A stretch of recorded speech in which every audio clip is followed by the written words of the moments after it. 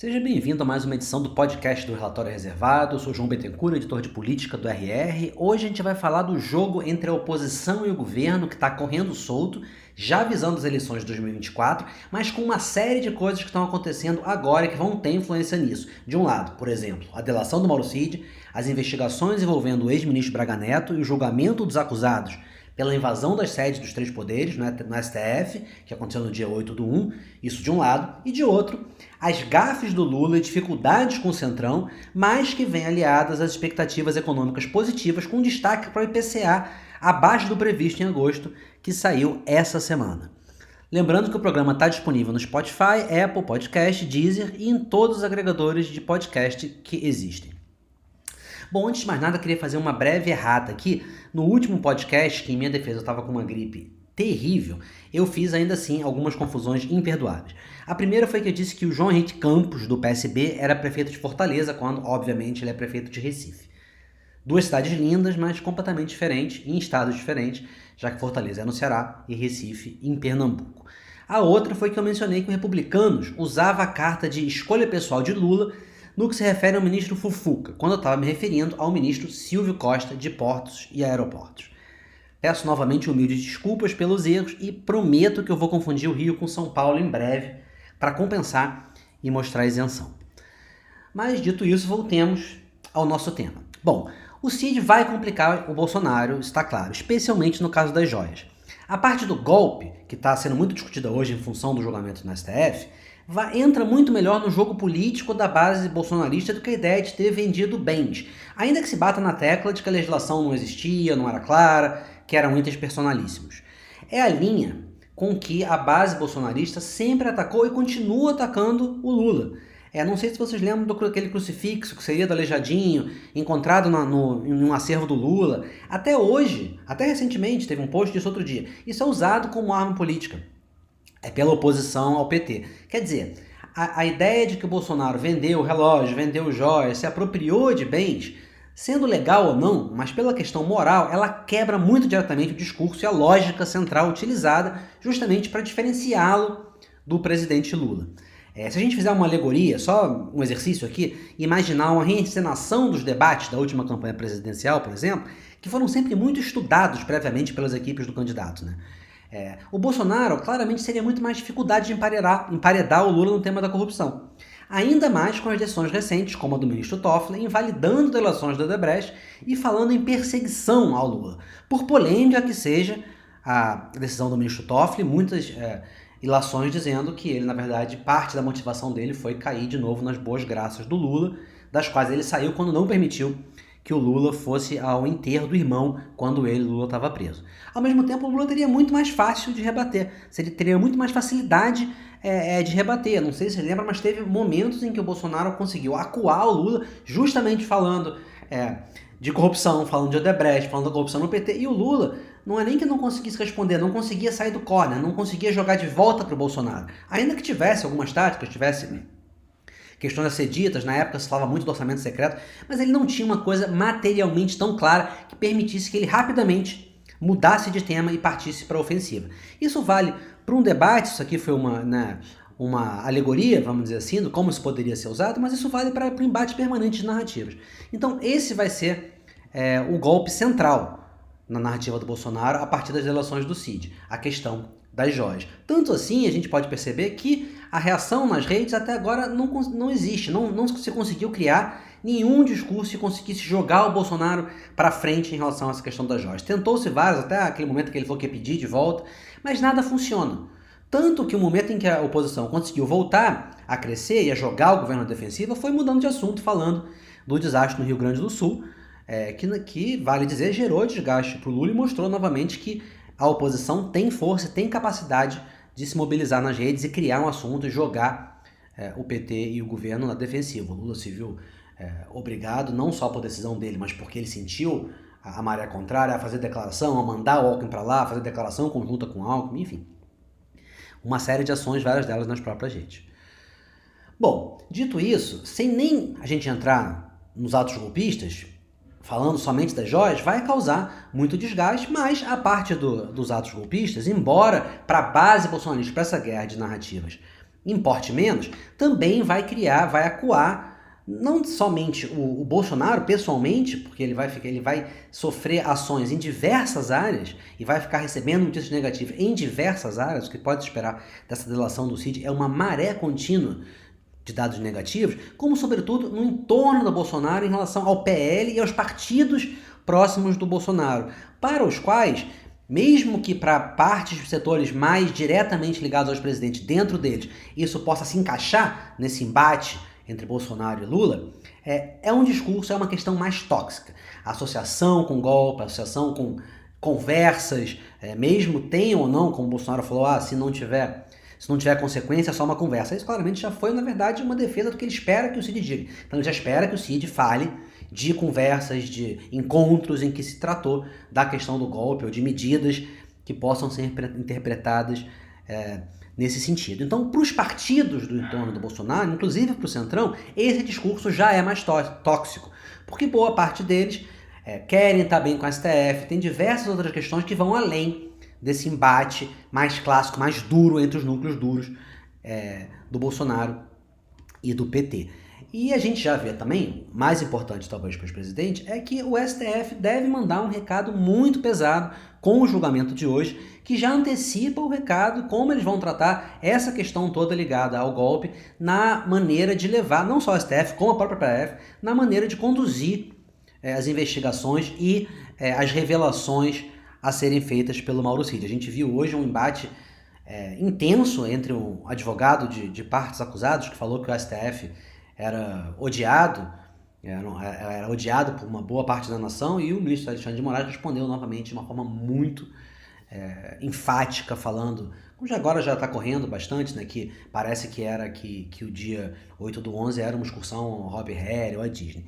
Então, o julgamento de hoje, que deve ter um recado muito duro, já vai antecipar, à medida que for se desenvolvendo, vai antecipar mais ainda como deve ser tratada a parte ligada às ações supostamente golpistas do ex-presidente Bolsonaro e do entorno dele, e vai envolver o núcleo duro do entorno dele, mais militares, assim como vai envolver, mesmo que indiretamente pelo desgaste, partidos em volta dele.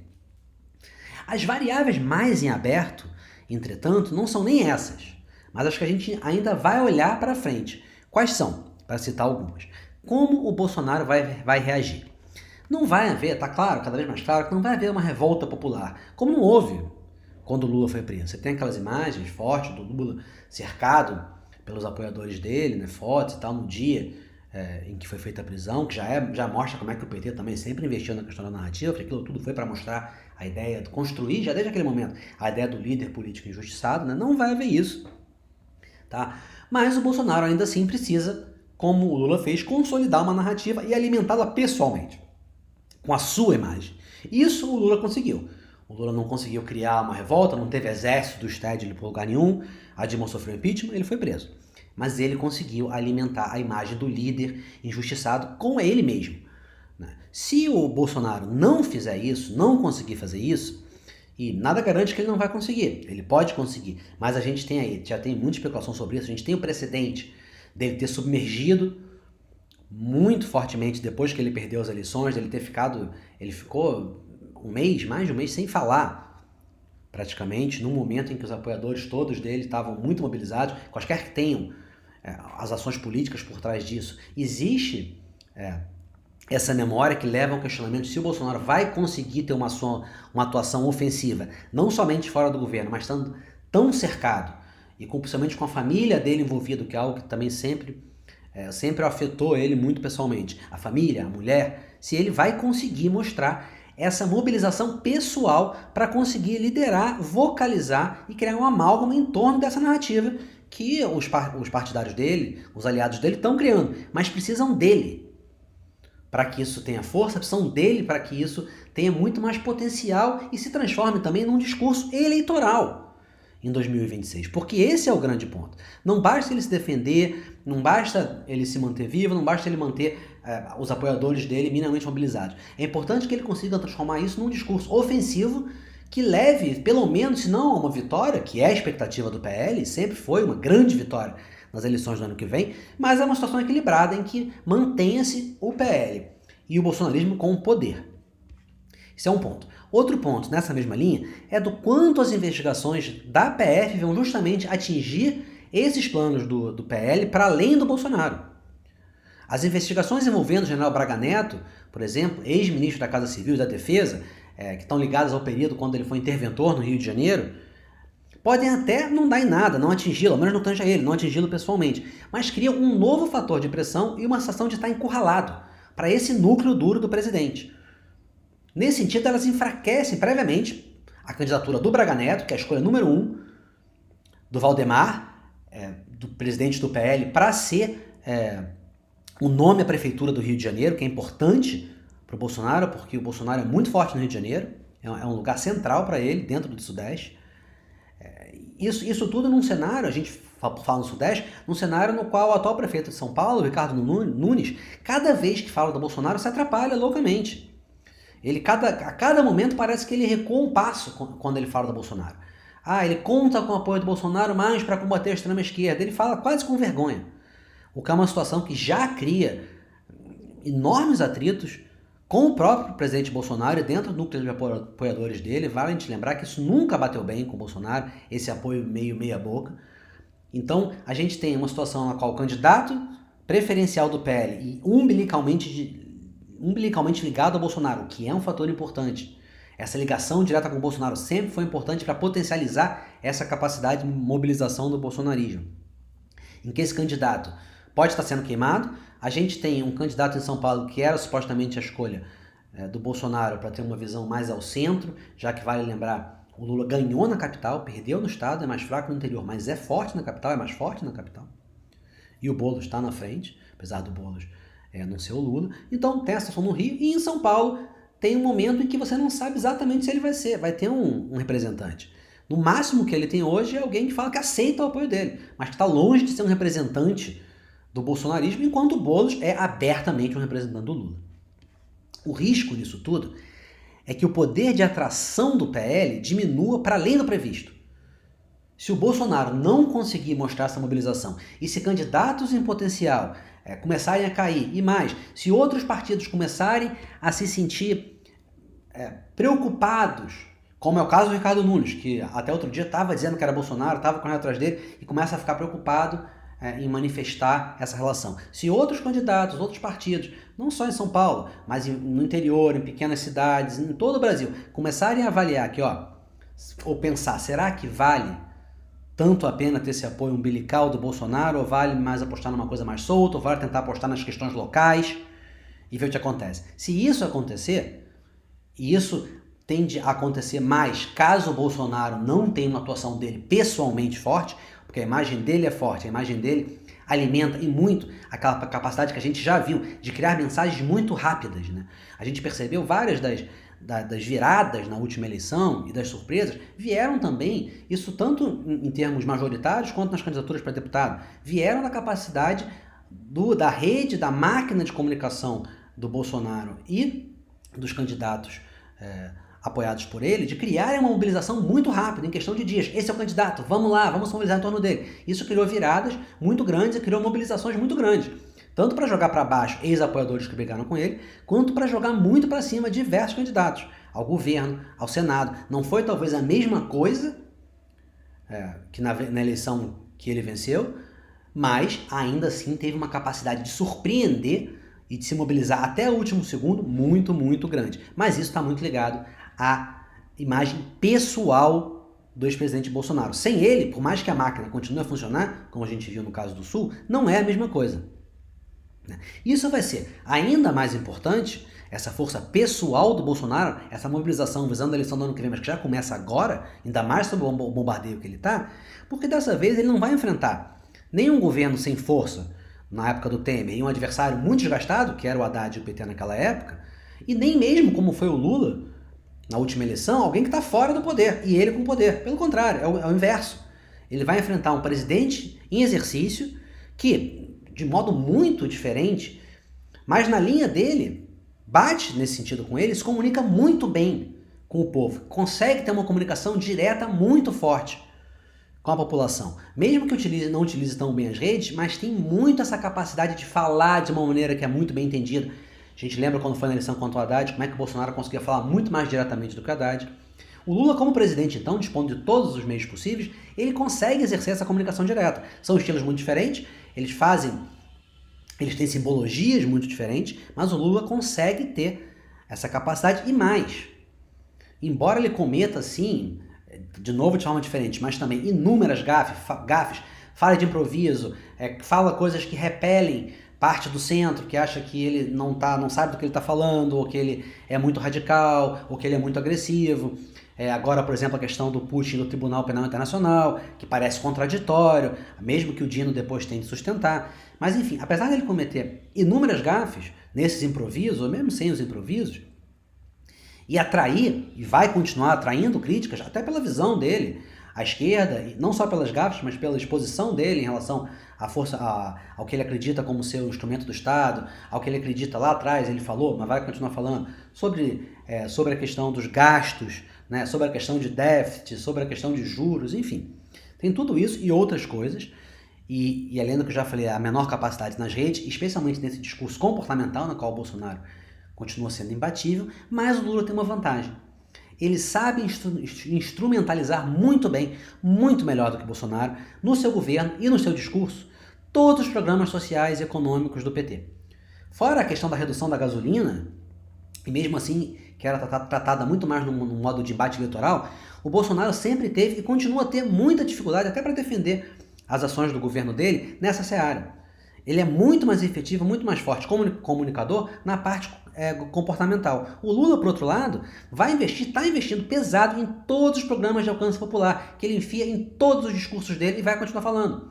A gente tem um ponto de interrogação aí no PAC, no que vai acontecer, como é que vai se desenvolver, se vai ser mais retórica do que realidade, mas, por outro lado, a gente tem uma certa garantia de efetividade pela experiência do próprio PT, e que até houve com o auxílio emergencial no Bolsonaro, no que tange o Bolsa Família. A gente está tendo resultados muito bons na novidade do Desenrola. A gente tem uma expertise do PT também na política do salário mínimo. A gente teve também no aumento da isenção do imposto de renda e em diversos outros programas que o Lula põe em cada frase que ele fala. E que ele sabe potencializar muito bem, não só como ação de governo, mas como ação de retórica, já de olho, porque ele está de olho, nas eleições do ano que vem. Ou alguém acha que foi à toa, que ele declarou e destacou, fez questão de destacar nas redes sociais dele e os aliados dele, destacaram o líder do PT na Câmara, o Zeca Dirceu, destacou isso nas redes dele, uma declaração do Lula falando que não vai diminuir um centavo nos repasses do Fundo de Participação Municipal, o FPM, que são recursos fundamentais para os municípios e especialmente para muitos municípios médios e pequenos. É dinheiro no bolso de uma série de prefeituras, de milhares de prefeituras. Então isso se trata de ter permeabilidade, de ter alcance para a política e para o poder de atração do PT. E o Lula não vai parar por aí, porque o objetivo dele é atrair essa base municipal para apoiar os seus candidatos no ano que vem e para já formar uma teia de capilaridade pensando na reeleição. E o Lula vai fazer tudo isso, ao mesmo tempo, não em uma economia na qual se antevê crise.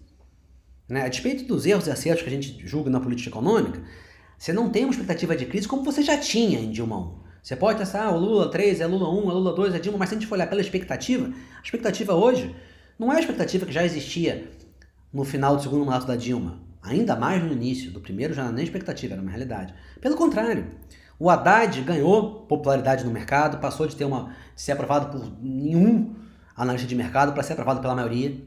A reforma tributária acaba de ser elogiada pela OCDE, né? Lembrando que a entrada na OCDE era um objetivo central de política externa do governo Bolsonaro e do próprio, então, Ministério da Economia. O arcabouço fiscal conta com simpatia, mesmo se há um ceticismo sobre as metas do déficit zero no ano que vem, né? E ainda assim, a manutenção, vamos dizer assim, ortodoxa do Haddad, da meta de déficit zero, agradou, passou a mensagem certa. E, talvez mais importante, mais atual, o IPCA está mesmo em queda, está mesmo desacelerando, se a gente pensar em comparação à tendência que ele vinha até o ano passado, até o início do ano, até já um pouco antes do BC começar a diminuir os juros. O Banco Central quase certamente, aliás, vai continuar a reduzir a Selic, mas praticamente certo, na medida de 0,5 pontos percentuais por reunião. Não se pode, inclusive, descartar, depois desses últimos números do IPCA, até que ele acelere.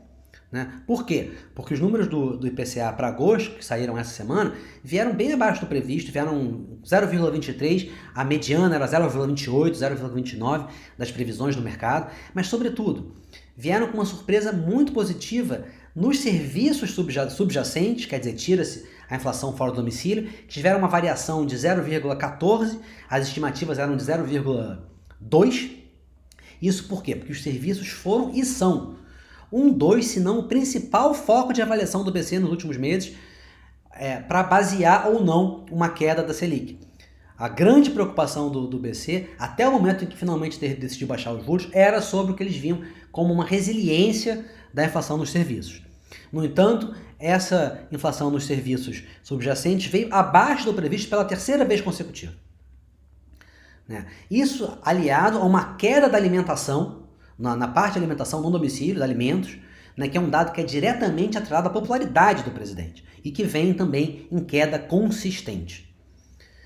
Como o relatório reservado já destacou, com notícias, análises de bastidores, análise inclusive do Ministério da Fazenda e de outros economistas, esse cenário pode alavancar um crescimento acima das expectativas, não somente em 2023, já está alavancando, como no ano que vem em todo o governo Lula.